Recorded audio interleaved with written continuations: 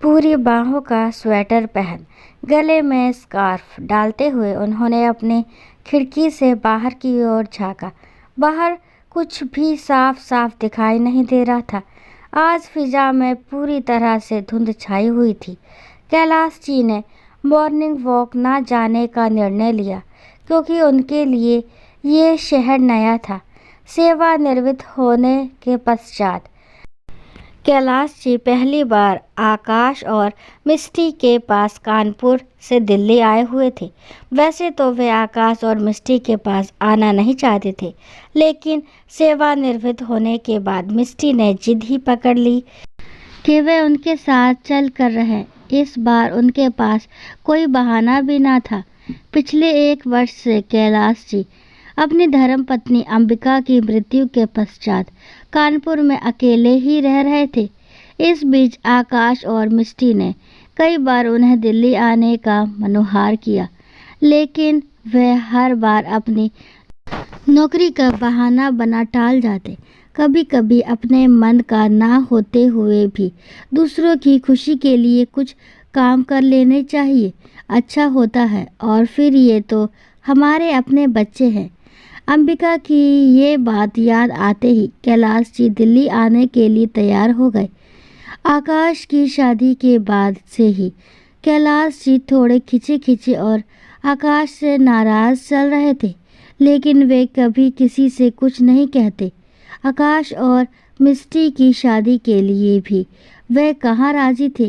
वे तो बस अंबिका के कहने पर इस शादी के लिए तैयार हुए थे। अंबिका ने कहा था, कैलाश आप आकाश और मिष्टी की शादी की सहमति दे दो। आकाश की खुशी में ही हमारी खुशी है। मिष्टी से शादी कर आकाश खुश रहेगा, हमें और क्या चाहिए।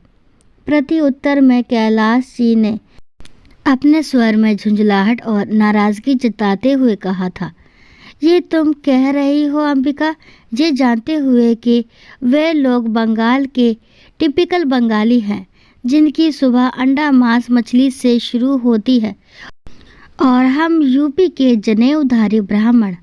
तब अंबिका बड़े प्यार से कैलाश जी के हाथों को अपने हाथों में लेती हुए और अपने सिर को उनके कंधे पर रखते हुए शांत भाव से बोली, जाति धर्म और जात पात में क्या रखा है।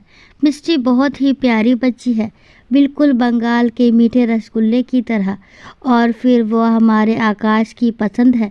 मुझे पूर्ण विश्वास है आकाश और हमारे परिवार का मिष्टी पूरा पूरा ख्याल रखेगी। ना चाहते हुए भी कैलाश जी ने अंबिका की खुशी के लिए इस रिश्ते को मंजूरी दे दी थी। कैलाश जी की आज पहली सुबह थी। धुंध की वजह से मॉर्निंग वॉक नहीं गए तो उन्होंने सोचा चल के गैलरी में बैठ अखबार ही पढ़ लिया जाए। गैलरी में जाते ही कैलाश जी की आंखों में चमक सी आ गई और होठों में मुस्कान। गैलरी में ठीक वैसी ही आराम कुर्सी रखी थी जैसा उन्हें अखबार पढ़ते समय पसंद है। उन्होंने जब गैलरी में नज़र दौड़ाई तो उनका मन और प्रफुल्लित हो उठा। उनके पसंद के रंग बिरंगे खूबसूरत मौसमी फूल गैलरी के गमलों से झांक रहे थे। कैलाश जी आराम कुर्सी पर बैठ अखबार पढ़ना अभी शुरू ही किए थे कि चिर परिचित खनकती आवाज़ के साथ मीठी सी मुस्कान लिए मिष्टी टेबल पर चाय रखते हुए बोली, गुड मॉर्निंग पापा जी, ये लीजिए आपकी अदरक और इलायची वाली गर्मा गर्म चाय। मुझे पता है आपको चाय के बगैर अखबार पढ़ना अच्छा नहीं लगता। कैलाश जी मंत्रमुग्ध होकर थोड़ी देर मिष्टी की ओर देखते रहे। वे उससे कैसे कहे कि उन्होंने सुबह की चाय अंबिका के शांत होने के साथ ही छोड़ दी थी। वह कुछ कहते इससे पहले मिष्टी बोली, पापा जी और आराम से अखबार पढ़िए, मैं आपके लिए ब्रेकफास्ट रेडी करती हूँ। आपके पसंद की आलू की सब्जी, पूड़ी और टमाटर की मीठी चटनी। इतना कह मिष्टी वहाँ से चली गई।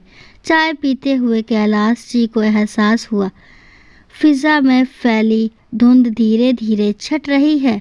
आसमां में लालिमा लिए सूरज की सुनहरी किरणें गैलरी पर पड़ने लगी हैं।